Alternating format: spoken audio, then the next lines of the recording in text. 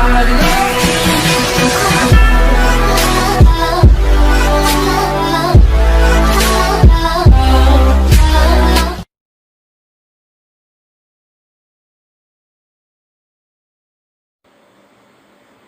बच्चों, आइए पुनः हम भाषा ज्ञान चैनल में हम दोहरे एकत्रित होते हैं और आज हम आपको अलंकार भाग 2 पढ़ाएंगे।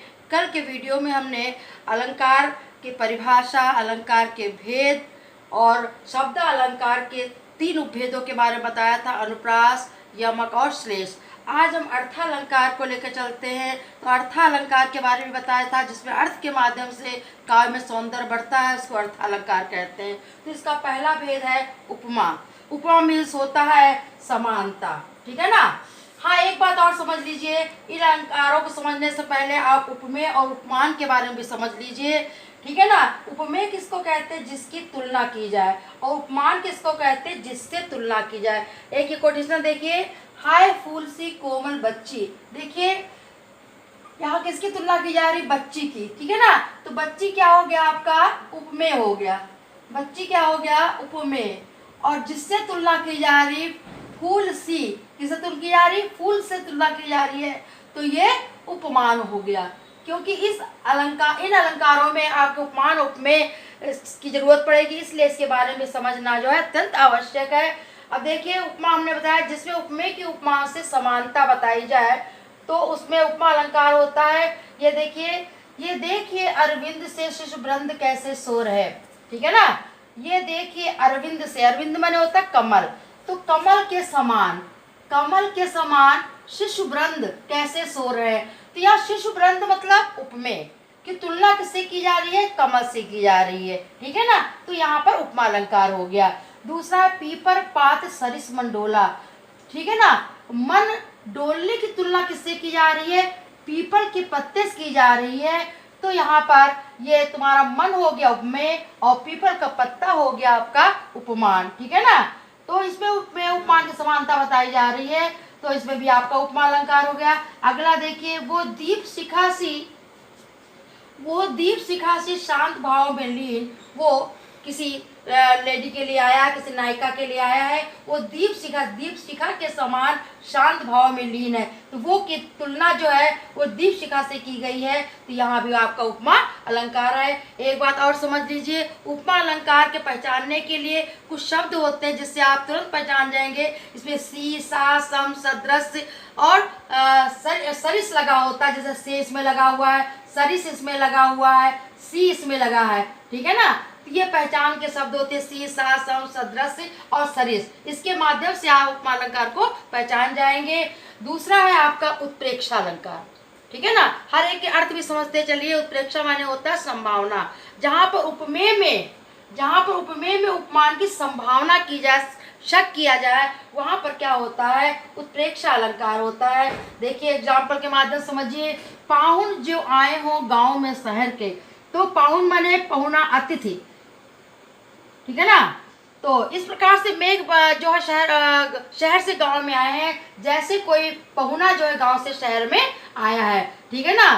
तो दूसरा है सोहत ओढ़े पीत पर श्याम सलोने गात, मनो नीलमण शहर पर आता पर्यो प्रभात, है ना।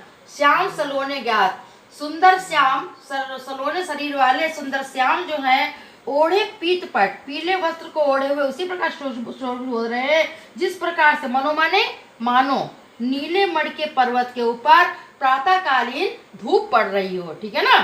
तो श्याम माने भगवान कृष्ण का शरीर, सुंदर शरीर उसी प्रकार जो है पीले वस्त्र पहन शोभित हो रहा है, जैसे नीले मणियों के पर्वत के ऊपर सूर्य का प्रभात सुशोभित होता है, ठीक है ना। तो इसमें भी मनो लगा करके इसमें संभावना व्यक्त कर दी है। यहाँ भी उत्प्रेक्षा अलंकार हो गया। इसी प्रकार अगला है, देखिए, ले चला मैं तुझे कनक, जो भिक्षुक लेके स्वर्ण जनक। कनक यहाँ नाम के लिए आया है, लड़की के नाम के लिए आया है। तो बाप कहता है बेटी से कि तुम्हें मैं इसी प्रकार से यहाँ से ले जा रहा हूँ जैसे कि भिक्षुक सोने को लेकर जाता है, सोने को ले जाकर जितनी उसको प्रसन्नता होती, झनक होती है, वही प्रसन्नता ए बेटी तो उसको मुझे ले जाते हुए मानो हो रही है। तो यहाँ भी उत्प्रेक्षा अलंकार होगा। देखिए इसमें भी पहचान के शब्द होते, ज्यों त्यों, मनु मानो, जनु जानो, उत्प्रेक्षा अलंकार के ये पहचान के शब्द होते हैं। अब अगला है आपका रूपक। रूपक तीसरा रूपक है जहाँ उपमेय में उपमान का आरोपण किया जाए। ठीक है ना, आरोपण मतलब उपमेय को उपमान मान लिया जाए। ठीक है ना, उपमेय में दब जाता है, उपमान श्रेष्ठ बन जाता है उसमें। ठीक है, जैसे उदाहरण देखिए, पायो जी मैंने राम रतन धन पायो। ठीक है ना, तो राम को जो है दबा दिया, क्या है, राम रतन धन है। ठीक है ना, तो इसमें जो है ये रूपक हो गया। दूसरा चरण कमल बंदो हरिराई, यहाँ भी चरण उपमेय है और कमल उपमान है।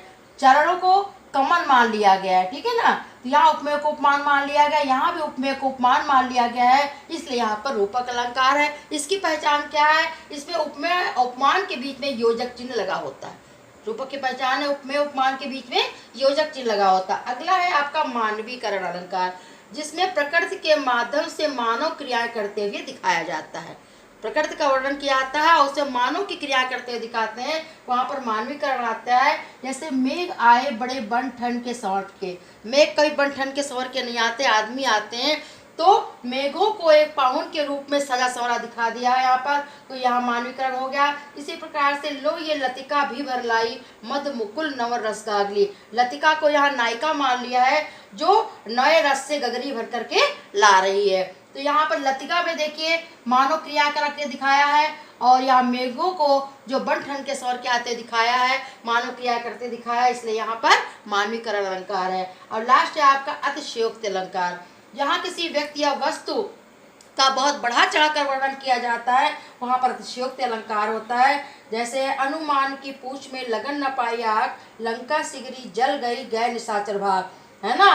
कभी ऐसा नहीं होता कि पूछ में आग लगने भी ना पाए और लंका पूरी जल जाए। ठीक है ना, तो इसको बहुत बड़ा चढ़ा वर्णन किया गया। इसी प्रकार से इतना रोया था मैं उस दिन ताल तलैया सब बढ़ डाले, किसी के रोने से ताल तलैया नहीं बढ़ते हैं, इसमें भी बहुत ही बड़ा चढ़ा वर्णन किया गया, इसलिए यहाँ पर अतिशयोक्ति अलंकार है।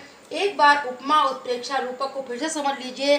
देखिए उपमा में उपमेय उपमान की समानता की जाती है, उत्प्रेक्षा में उपमेय में उपमान की संभावना की जाती है, रूपक में उपमेय को उपमान मान लिया जाता है, कभी कभी अंतर ही पूछ लिया जाता है, इसलिए इसको समझना अत्यंत आवश्यक है।